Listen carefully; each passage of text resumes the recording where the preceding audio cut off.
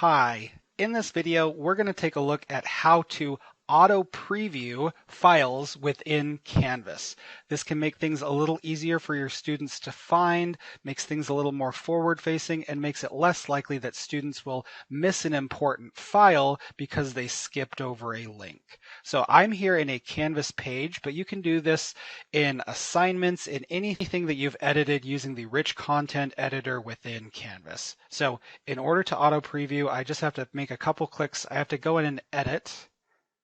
So I'll go ahead and do that here. And right now this is a PDF. I can do this with Word files. I can do this with so many different kinds of files. Go ahead and click on the file link, and then we're going to go to link options. This will open up a couple options on the right side of the page. And what we want to do is change some display options, change it to preview inline, and then expand the preview by default.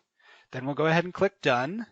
And here it doesn't look like anything happened, but we'll go down and save, and that'll update those settings. And now we'll be able to view the content of that PDF directly within the page or the assignment. Students can see whatever text you had above that and below that, but they can also now view the entire document without having to download it separately and open it up in Word or whatever program they'd be opening the file up in.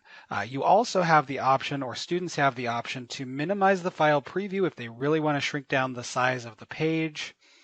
And then all they'd have to do is reload the page. It'll still go back to that auto preview that we set. So that's how you can auto preview a file within Canvas.